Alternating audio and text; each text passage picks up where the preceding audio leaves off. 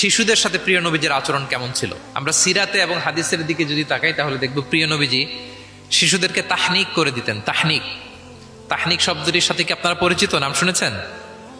তাহনিক হচ্ছে কোন স্কলারের কাছে দোয়ার জন্য নবজাতক শিশুকে নিয়ে যাওয়া, সে স্কলার খেজুর খেয়ে তার মুখের লালা মিশ্রিত খেজুরের রস দোয়া হিসেবে নবজাতক শিশুর মুখে দিয়ে দিবে, এটাকে বলে তাহনিক। এটাকে কি বলে? আমি করেছি অনেক জায়গায়, অনেক মা বাবা তাদের সন্তানদেরকে নিয়ে এসেছে খেজুর নিয়ে, তা আমরা বিশ্বনবীর সুন্নাহ হিসেবে এটা করে দিয়েছি।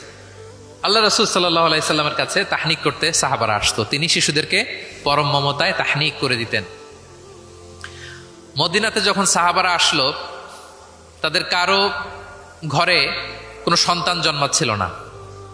আল্লাহ রাসূল সাল্লাল্লাহু আলাইহি সাল্লামের শ্যালিকা আবু বকর রাদিয়াল্লাহু তাআলা আনহুর কন্যা আয়েশা রাদিয়াল্লাহু তাআলা আনহার বড় বোন আসমা বিনতে আবি বকর, তিনি প্রেগন্যান্ট অবস্থায় মক্কা থেকে মদিনায় হিজরত করলেন এবং কোবাতে আসার পরপরই উনি বাচ্চা ডেলিভারি করলেন, পুত্র সন্তান। ওনার ঘর আলোকিত করে জন্ম নিল আব্দুল্লাহ ইবনে জুবাইর। মদিনায় আনন্দের হিল্লোল বয়ে গেল, কারণ ইহুদিরা বলছিল এই যে মুসলমানদের ঘরে কোনো সন্তান হয় না, সন্তান হয় না। কিন্তু যখনই আসমা বেবি ডেলিভারি করলেন, মুসলমানদের মধ্যে আনন্দের বন্যা। তো ওনার সন্তান আব্দুল্লাহ ইবনে জুবাইরকে সাথে নিয়ে কোলে করে নিয়ে তিনি প্রিয় নবীজের কাছে আসলেন। এসে বললেন, ইয়া রাসূলুল্লাহ, আপনি আমার সন্তানের জন্য দোয়া করে দিন। আল্লাহ রাসূল সাল্লাল্লাহু আলাইহি ওয়াসাল্লাম একটা খেজুর নিয়ে, খেজুর চিবিয়ে ওনার লালা মোবারক মিশ্রিত বরকতময় লালা নিয়ে, খেজুরের রস নিয়ে আব্দুল্লাহ ইবনে জুবাইরের মুখের মধ্যে দিয়ে দিয়েছেন। এবং এজন্য আসমা বিনতে আবু বকর সবসময় গর্ব করে বলতেন যে আমার কলিজার টুকরা সন্তান আব্দুল্লাহর পাকস্থলিতে সর্বপ্রথম পৌঁছেছে প্রিয় নবীর লালা মিশ্রিত খেজুরের রস। সুবহানাল্লাহ বিহামদি। আল্লাহ রাসূল সাল্লাল্লাহু আলাইহি ওয়াসাল্লাম এরকম তাহনিক করতেন। আপনারাও সুযোগ হলে আপনাদের স্থানীয় যে স্কলাররা আছেন, ভালো স্কলার আল্লাহওয়ালা মানুষ, তাদের কাছে সন্তানদেরকে নিয়ে তাহনিক করাবেন। প্রিয় নবীজি তাহনিক করতেন। শিশু সন্তানদেরকে তিনি কোলে নিতেন, হাদিসে এসছে অনেক বাচ্চাকে তিনি কোলে নিয়েছেন এবং ওই বাচ্চা আল্লাহর হাবিব সাল্লাল্লাহু আলাইহি সাল্লামের জামার মধ্যে প্রস্রাব করে দিয়েছে, এটাও হাদিসে এসছে। এরকম ইনসিডেন্টও ঘটেছে। তিনি বাচ্চাদেরকে আগে সালাম দিতেন। কি করতেন? আমরা দেই, এই যে ছোট বাচ্চারা বলতেছে না, তো ওদের পক্ষে গেছে কথা। এই জন্যে তোমাদের আব্বু আম্মু তোমাদেরকে আগে সালাম দেয় না? দেয় নাকি দেয় না? তাহলে আমরা আগে সালাম দিব বাচ্চাদের। আমাদের সালাম দেয়া দেখেই তারাও সালামের ব্যাপারে আস্তে আস্তে অভ্যস্ত হবে। প্রিয় নবীজি বাচ্চাদের আগে সালাম দিতেন, গালে হাত বুলিয়ে দিতেন, মাথায় হাত বুলিয়ে দিতেন, হাদিসে এসছে। জাবির ইবনে সামুরা একজন সাহাবী, তিনি ওনার শৈশবকালের স্মৃতিচারণ করছেন। তিনি বললেন, একবার মসজিদে নবীর পাশে আমরা কিছু বাচ্চারা দাঁড়িয়েছিলাম। প্রিয় নবীজি নামাজ শেষ করে বেরোলেন, প্রতিটি বাচ্চার গালে তিনি হাত বুলিয়ে দিচ্ছেন। দিতে দিতে এলো আমার পালা। তিনি শৈশবের স্মৃতিচারণ করে বলছেন যে প্রিয় নবীজি যখন আমার গালে হাত লাগালেন, আমি একটা হিম শীতল পরশ অনুভব করলাম। এবং তিনি বললেন যে মদিনার বাজারে যখন আতরওয়ালারা আসতো, আতরের যে প্যাকেট বা লাগেজ উনি যখন খুললে একটা চমৎকার স্মেল আসতো, প্রিয় নবীজির হাত থেকে আমরা ওইরকম একটা সুগন্ধির গন্ধ পেলাম। আল্লাহু আকবার। তাহলে বাচ্চাদের দেখলে তিনি মাথা এবং গালে হাত বুলিয়ে দিতেন।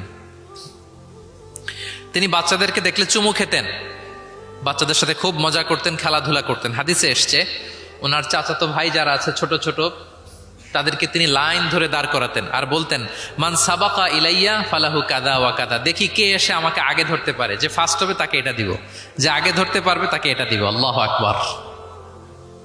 এবং তারাও আনন্দে উৎফুল্ল হয়ে দৌড়াতে দৌড়াতে, কেউ প্রিয় নবীজির বুকের উপরে এসে ঝাপটে পড়তো, কেউ কাঁধে উঠতো, কেউ পিঠে উঠতো, এভাবে দৌড়ে বিষ্ণু ইসলামের কাছে তারা আসতেন। এবং মাঝে মাঝে তিনি শিশুদের মধ্যে কোনো ভুলভাল কিছু দেখলে শুধরে দিতেন। ওমর ইবনে আবি সালামা রাদিয়াল্লাহু তাআলা আনহু তিনি বলছেন, আমি যখন ছোট ছিলাম একবার প্রিয় নবীজির কোলে বসা ছিলাম, আমাদের সামনে খাবার দেয়া হলো, তো আমি খাবারের এখান থেকে নেই, ওখান থেকে নেই, এদিক সেদিক থেকে খাবার নিচ্ছি।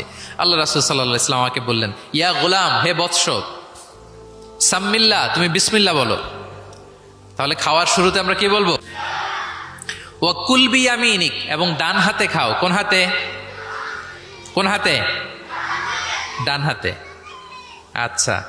ওয়াকুল বিয়ামিনিক ওয়াকুল মিম্মা ইয়ালিক, আর তোমার সামনে যেটা আছে ওখান থেকে খাও, ডানে বায়ে সামনে পিছনে এদিক থেকে ছোটাছুটি করে টানাটানি করো না।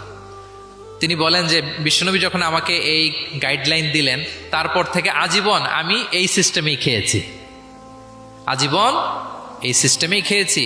তাহলে এটিকেটস অফ হ্যাভিং ফুড, খাবারের যে এটিকেটস, রাসূল সাল্লাল্লাহু আলাইহি ওয়াসাল্লাম বাচ্চাকে শিখিয়ে দিলেন। আরেক হাদিসে এসছে সাদাকার খেজুর স্তূপ করা ছিল মদিনায়, জাকাতের খেজুর। হঠাৎ ওনার নাতি, আল্লাহ রাসূল সাল্লাল্লাহু আলাইহি ওয়াসাল্লামের নাতি হাসান রাদিয়াল্লাহু তাআলা আনহু জাকাতের খেজুর একটা নিয়ে খাওয়া শুরু করলেন। ছোট মানুষ, কোনটা জাকাতের খেজুর আর কোনটা খাওয়া যাবে এটা তো উনি বুঝতেন না। ছোট্ট মানুষ জাকাতের খেজুর খাওয়া শুরু করলেন। দূর থেকে প্রিয় নবীজি দেখে দৌড়ে গেলেন, দৌড়ে মুখ থেকে টেনে খেজুরটা বের করলেন। হাদিসে এসেছে প্রিয় নবীজি বলতে আরম্ভ করলেন, ইরমি বিহা কিখ কিখ। এটা একটা আরবিক এক্সপ্রেশন। কিখ কিখ মানে আমরা বাংলায় যেটা বলি ওয়াক, থু থু, থু মেরে ফেলে দাও। হাসান রাদিয়াল্লাহু তাআলা আনহু তিনি বললেন যে নানা ভাই, থু মেরে ফেলে দাও। আল্লাহ তাআলা, তুমি কি জানো না আন্না লা নাআকুলু সাদাকা, আমরা হাশিমি খানদান, আমরা কখনো সাদাকার কিছু খেতে পারবো না। আল্লাহু আকবার। তাহলে দ্য কনসেপ্ট অফ হালাল এন্ড হারাম ছোটবেলা থেকে তিনি শিখাই দিলেন নাতিকে। এভাবে শিশুদেরকে আদর করতেন, ভালোবাসা দিতেন, মায়া মমতায় জড়িয়ে রাখতেন এবং ভুল করলে পরম মমতায় শুধরে দিতেন। তাহলে শিশুদের সাথে প্রিয় নবীজির কেমন আচরণ আমরা বুঝতে পারছি। তিনি শিশুদের প্রতি কতটা কনসিডারেট ছিলেন, কতটা তিনি কনসিডারেট ছিলেন আমরা একটা ছোট্ট হাদিস থেকে শুনি।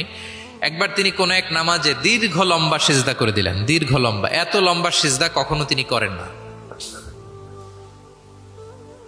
নামাজ শেষে সাহাবারা জিজ্ঞেস করলেন, ইয়া রাসূলুল্লাহ, আপনি কি সিজদার মধ্যে অসুস্থ হয়ে গেলেন নাকি, অথবা কোরআনের আয়াত নাজিল হলো নাকি? এত দীর্ঘ সিজদা তো ফরজ নামাজে কখনো করতে দেখি না। রাসূল সাল্লাল্লাহু আলাইহি ওয়াসাল্লাম বললেন, কুল্লু যালিকা লাম ইয়াকুন, না একটাও না, ওহিও নাজিল হয়নি, অসুস্থও হয়নি। কারণ আমি যখন সেজদায় ছিলাম, আমার নাতি খেলতে খেলতে আমার কাঁধের উপরে চড়ে বসেছে। এখন আমি যদি সেজদা থেকে মাথা উঠাই, তার খেলা তো ইন্টারাপ্ট হয়ে যাবে।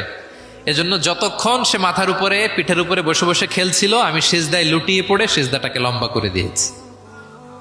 সুবহান, কতটা সূক্ষ্ম বিবেচনা বোধ ছিল প্রিয় নবীজির, এবং শিশুদের প্রতি তিনি কতটা কনসিডারেট ছিলেন। এটা ছিল প্রিয় নবীজির শিশুদের সাথে আচরণ।